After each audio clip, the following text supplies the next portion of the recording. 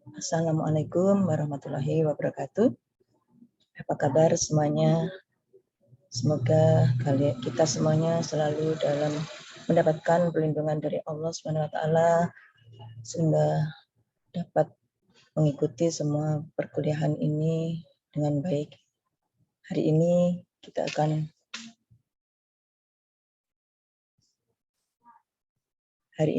akan membahas tentang manajemen karir sebagai salah satu bagian dari kegiatan manajemen sumber daya manusia.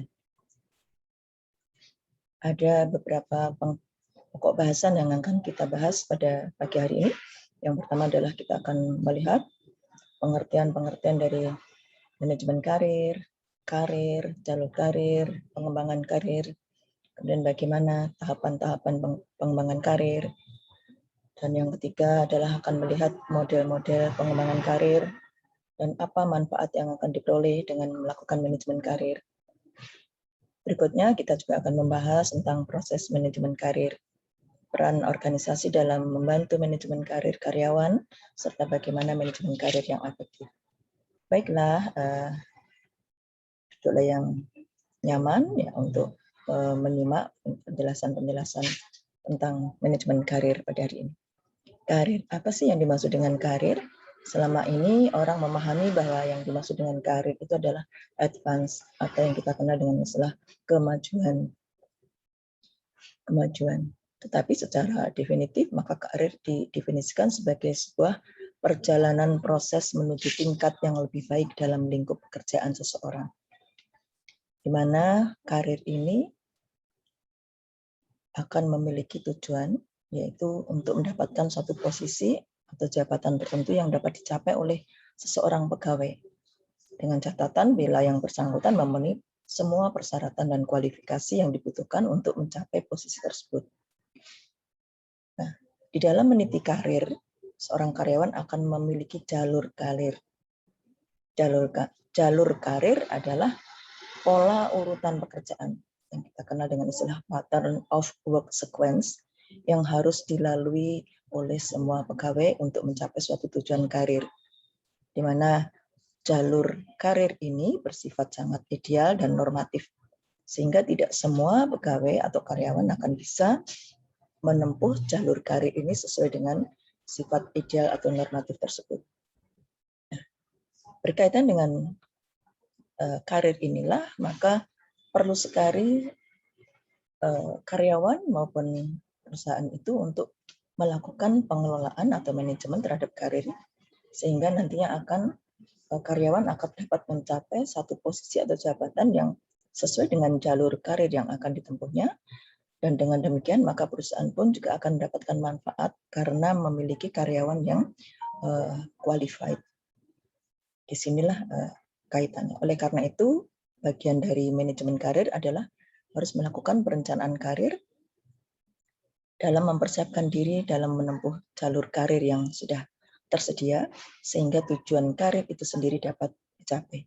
Nah, semua aktivitas inilah yang kita sebut dengan pengembangan karir. Kita lihat apa yang dimaksud dengan jalur karir. Ada beberapa macam jalur karir yang bisa dilalui oleh seorang karyawan. Yang pertama yang kita kenal dengan istilah jalur tradisional, di mana seorang karyawan mengalami kemajuan secara vertikal ke atas di dalam satu organisasi, dari satu jabatan tertentu naik ke jabatan berikutnya, naik lagi sampai suatu jabatan yang tertinggi. Kemudian jalur karir yang kedua adalah jalur karir yang kita sebut dengan jaringan, di mana jalur karir jaringan ini merupakan urut-urutan atau sekuensi jabatan secara vertikal dan horizontal. Kalau yang tradisional tadi hanya vertikal, kalau yang jaringan ini secara vertikal dan horizontal. Jalur karir ini mengakui adanya saling pertukaran pengalaman pada level tertentu dan kebutuhan pengalaman yang luas pada suatu level sebelum mendapatkan promosi ke level yang lebih tinggi. Kemudian jalur yang ketiga adalah jalur lateral yang memungkinkan seseorang memperoleh revitalisasi dan menemukan tantangan baru pada jenjang posisi yang sama karena jumlah jabatan yang akan ditempati sangat terbatas. Di sini tidak ada kegiatan promosi maupun kenaikan upah, tetapi nilai dari seseorang yang menduduki posisi yang baru itu menjadi lebih tinggi dan lebih menantang. Kemudian yang keempat adalah jalur karir rangkap. Diberikan pada seseorang karena pengetahuan teknisnya sebagai penghargaan kepadanya, sehingga dia memang memiliki kemampuan untuk mendapatkan jalur karir rangkap tersebut.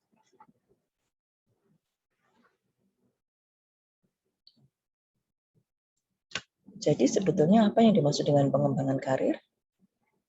Pengembangan karir adalah suatu proses pertimbangan yang mendalam di mana seseorang menjadi sadar akan keterampilan, minat, pengetahuan, motivasi, dan karakteristik personil yang lainnya. Di sini menuntut informasi tentang peluang dan pilihan, mengidentifikasi tujuan-tujuan yang berhubungan dengan karir, dan memantapkan rencana tindakan untuk mencapai tujuan tertentu. Nah, untuk dapat melakukan pengembangan karir ini, maka harus diwujudkan oleh baik pekerja itu sendiri secara individu maupun organisasi sebagai pihak yang bertanggung jawab melakukan kegiatan manajemen SDM. Dalam hal ini, maka organisasi harus memberikan bantuan kepada karyawannya agar karyawan tersebut bisa mencapai jenjang karir sesuai dengan jalur karir yang harus dilaluinya. Nah, dengan membantu karyawannya mendapatkan jalur karir yang seharusnya, maka organisasi akan mendapatkan tenaga kerja yang kompetitif, yang memiliki kualifikasi sesuai dengan yang dibutuhkan oleh organisasi.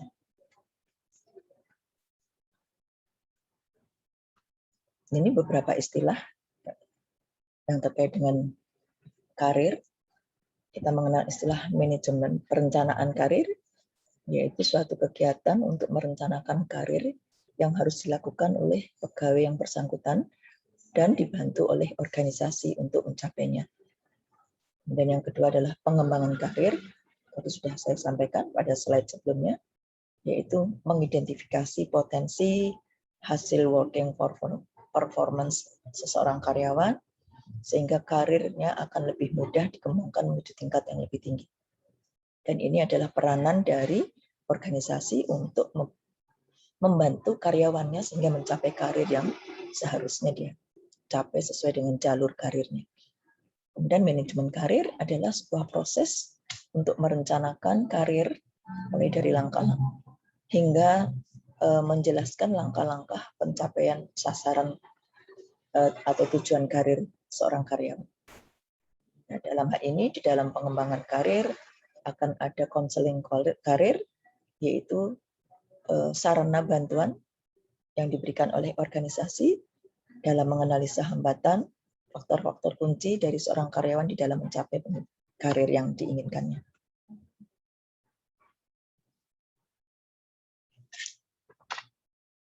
Nah, ini ruang lingkup dari manajemen karir di sini diawali dari rekrutmen, ya, penarikan karyawan, kemudian dari sejak karyawan itu mendapatkan posisi dalam sebuah perusahaan, maka pada saat itulah maka seorang karyawan harus mulai merancang pengembangan karirnya, melakukan manajemen karir pada saat rekrutmen. Kemudian setelah rekrutmen dia akan mendapatkan penempatan pada suatu posisi atau jabatan tertentu, di mana dalam posisi atau jabatan tertentu itu sudah tersedia jalur karir yang harus dilaluinya. Untuk mendapatkan dan membantu seorang karyawan mencapai jalur karirnya, maka perusahaan harus memberikan pelatihan dan pengembangan dalam rangka untuk meningkatkan kompetensi, keterampilan, dan pengetahuan karyawan sehingga mampu mengikuti, menempuh jalur karir yang seharusnya dijalani. Kemudian yang satu lagi di sini adalah de-rekrutmen. Ini adalah lawan dari rekrutmen. Kalau rekrutmen ini adalah penarikan karyawan, sedangkan de-rekrutmen ini adalah pemberhentian karyawan. Ketika berdasarkan hasil analisis prestasi kerja yang dilakukan oleh organisasi, bahwa seseorang itu akan sudah tidak bisa memberikan kontribusi yang maksimum kepada perusahaan, maka akan mendapatkan de-rekrutmen, baik berupa pensiun maupun demosi, penurunan jabatan dari jabatan yang lebih tinggi ke jabatan yang lebih rendah. Adapun tahapan-tahapan di dalam manajemen karir, di sini ada 5.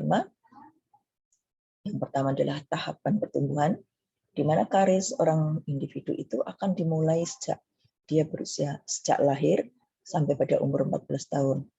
Setiap manusia atau setiap individu itu akan dapat dilihat perkembangan karirnya yang dicapainya itu mulai dari kecil.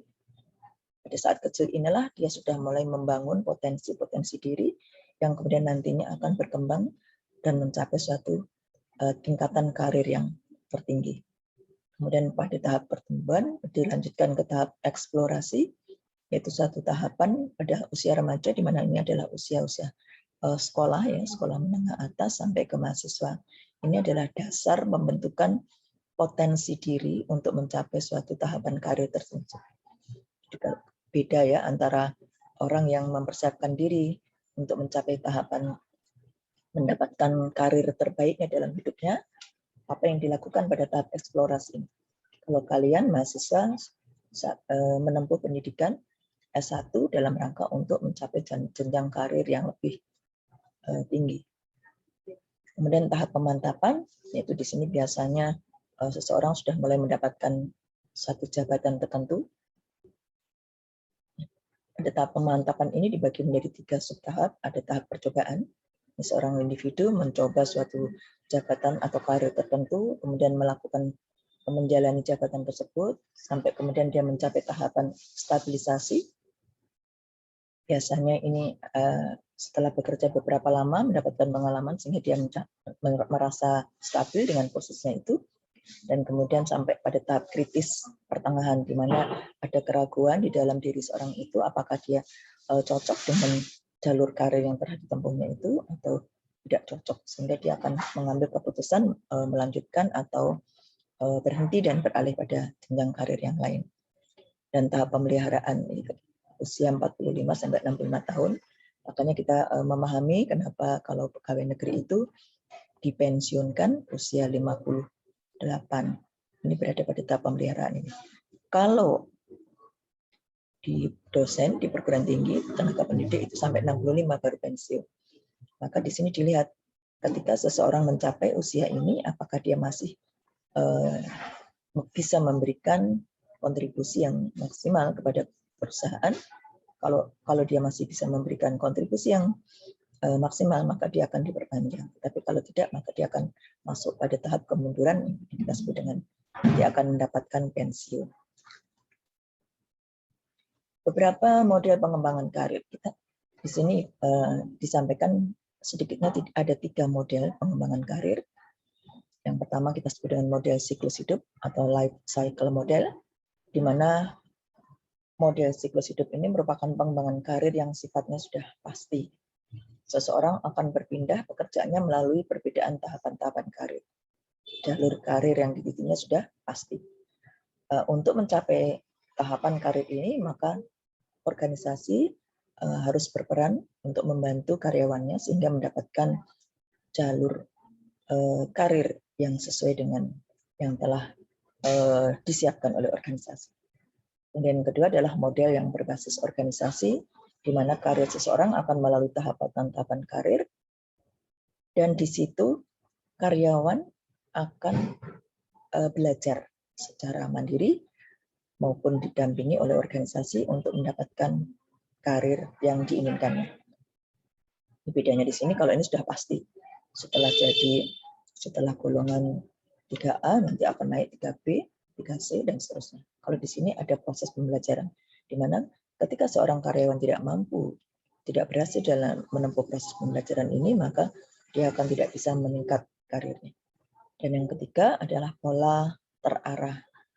Di sini peranan dari organisasi yang telah diberikan bimbingan dan arahan dari organisasi, di mana karyawan diarahkan untuk bisa mandiri mengambil keputusan sendiri mengenai berapa cepat mereka menginginkan kemajuan dalam karir. Jadi kalau di PNS itu untuk tenaga pendidikan itu biasanya 2 tahun, 2-4 tahun ada kenaikan jenjang karir. Sudah dirancang seperti itu. Nah, Lantas apa sebetulnya manfaat dengan melakukan manajemen karir ini?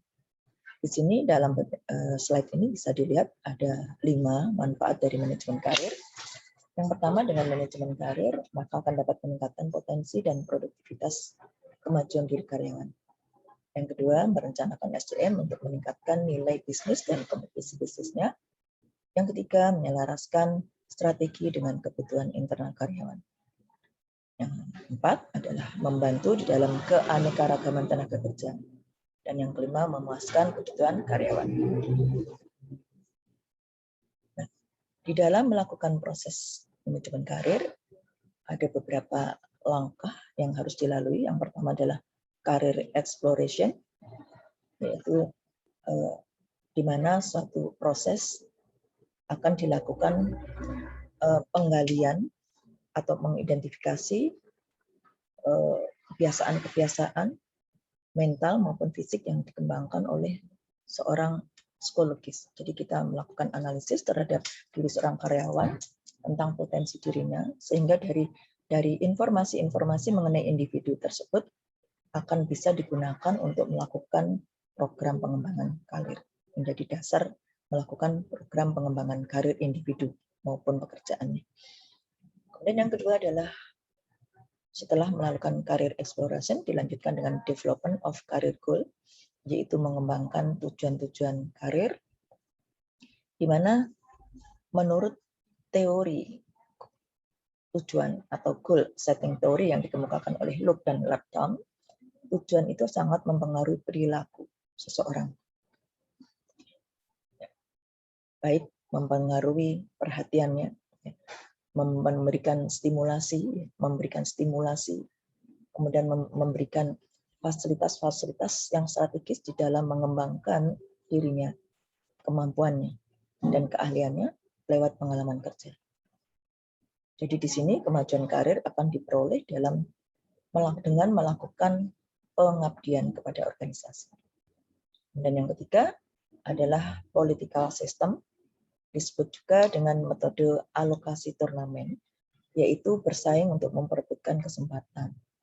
Bahwa posisi atau jabatan-jabatan tertentu itu tidak semua orang dapat mencapai atau meraihnya, tapi harus bersaing dengan karyawan yang lain, sehingga dia harus menyiapkan dirinya tadi, mulai dari kompetensi dirinya tadi, potensi fisik maupun mentalnya, kemudian bagaimana dia melakukan pengabdian dalam organisasi terkait dengan tujuan-tujuan karir tersebut, sehingga dia nanti akan memiliki kompetensi atau kemampuan yang layak untuk menduduki satu jabatan tertentu yang lebih baik dari orang lain.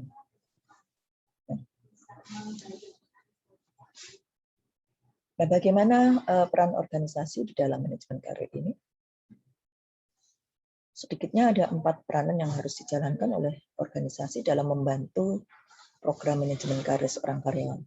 Yang pertama adalah menyediakan employee assessment, penilaian karyawan, dan perencanaan karir.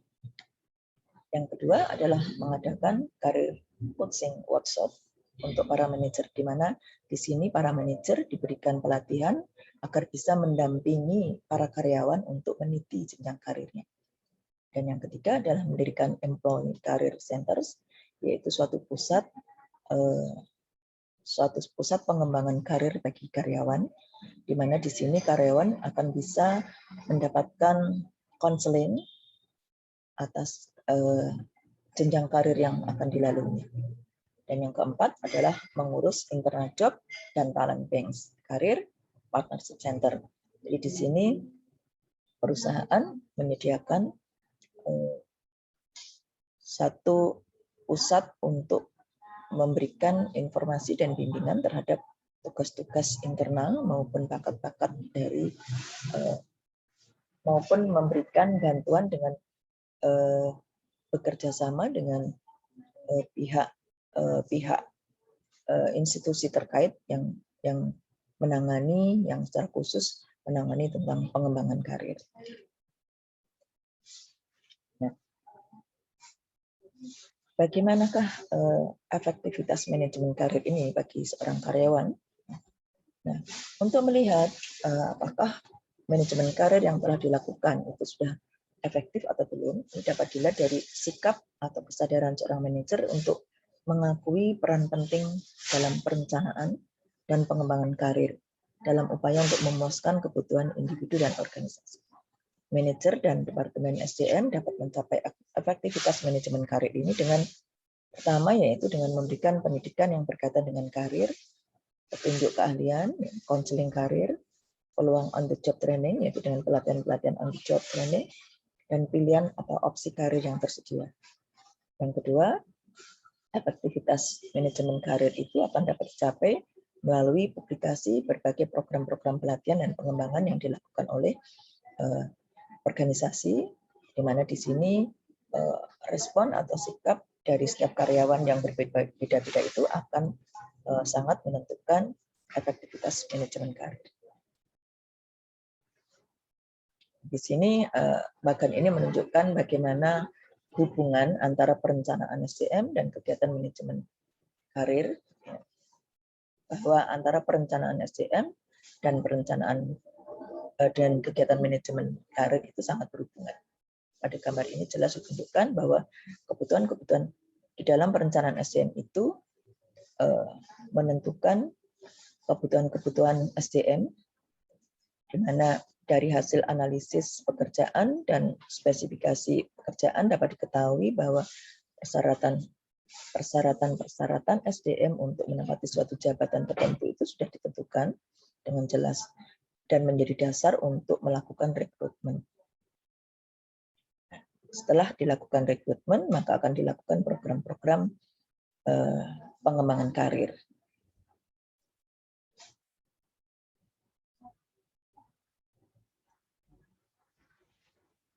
Demikian presentasi Ibu hari ini. Terima kasih. Wassalamualaikum warahmatullahi wabarakatuh.